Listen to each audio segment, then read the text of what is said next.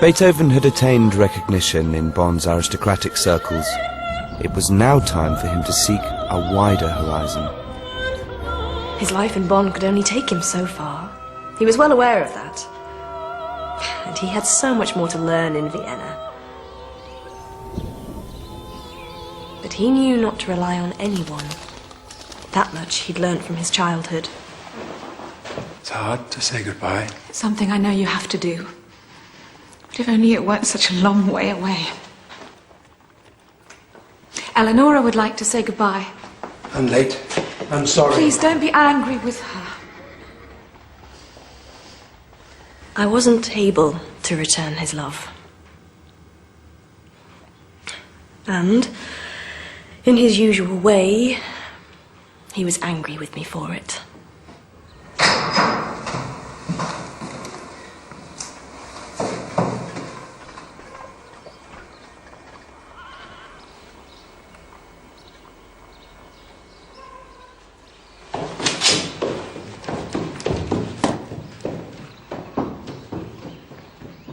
But he wrote to me from Vienna, and slowly we were able to be friends again.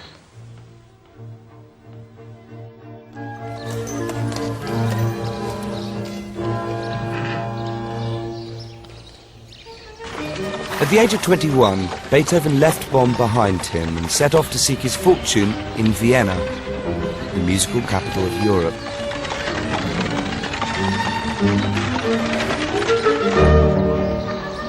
He arrived with an invitation to study with the world's greatest living composer, Joseph Haydn.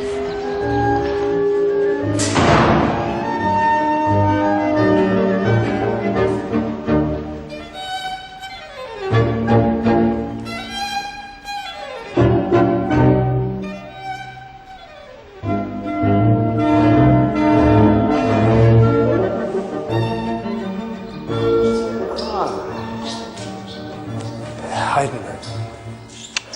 So pleased to meet you. Welcome to Vienna. How are you getting on? Oh, come, sit down over here.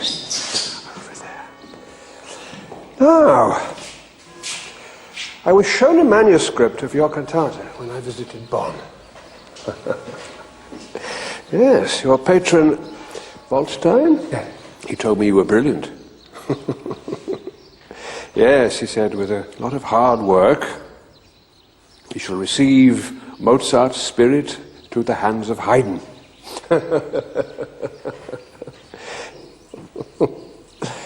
And what do you make of that, then? Well, I would be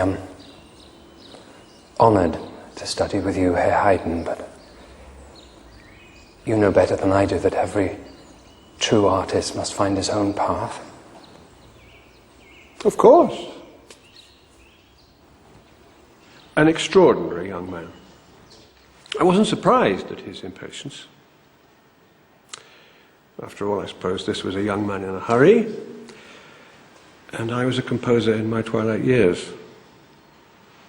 But I sensed that in time he would give the world something to talk about, and I would be proud to call myself his teacher.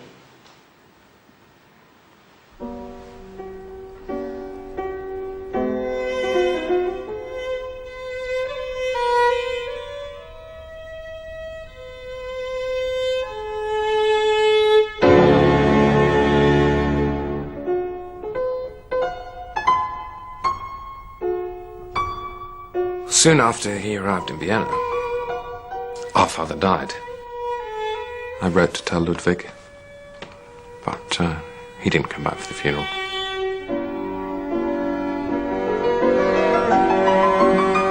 In fact, he never returned to Bonn.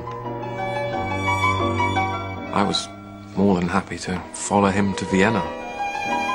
There was nothing in Bonn for me. I suppose, in a way, I was living in his shadow.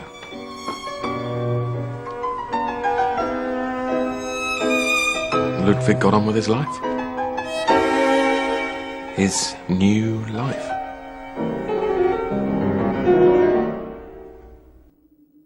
The death of his father meant that Beethoven could finally put his childhood behind him.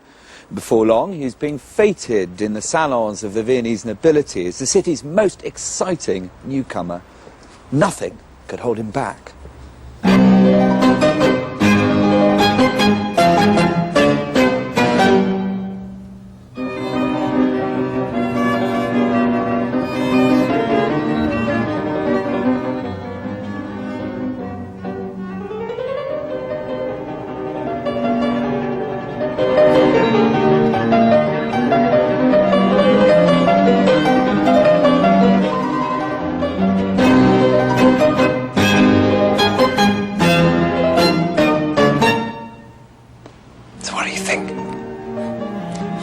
It's novel, and I like it because of its novelty. Others may find it too complex. If I were you, I wouldn't publish this last one just yet. It needs more work.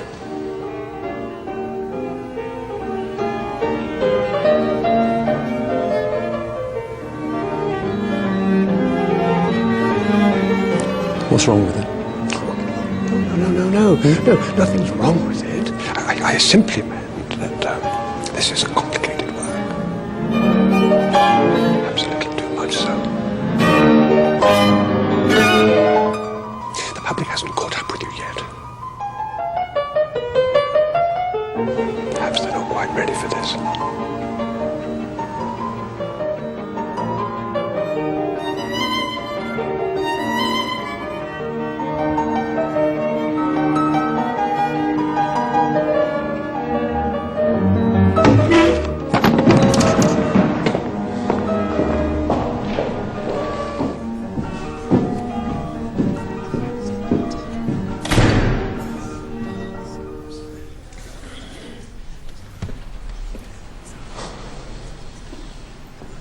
It was a little embarrassing, to say the least.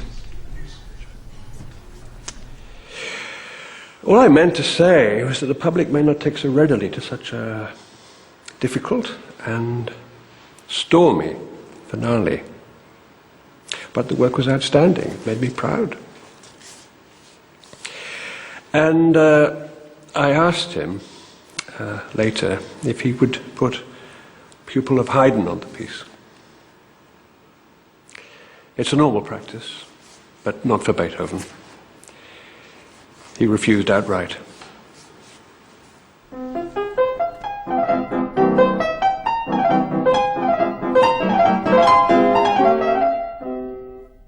Perhaps it was necessary for the young composer to carve his own way. He needed to make his work distinct from that of his contemporaries or teachers, like Haydn.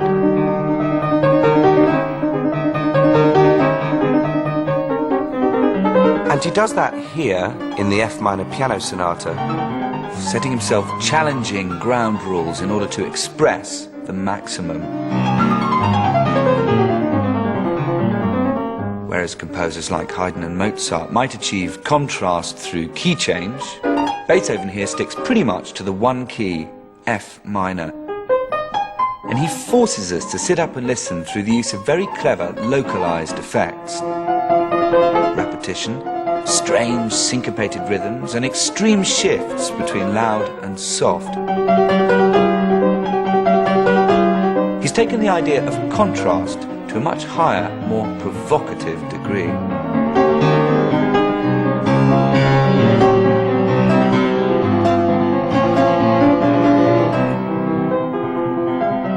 The feelings he aroused in his teachers were not confined to me alone. He was so stubborn,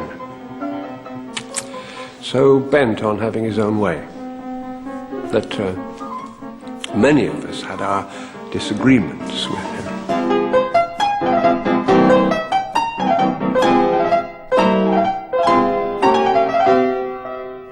He claimed,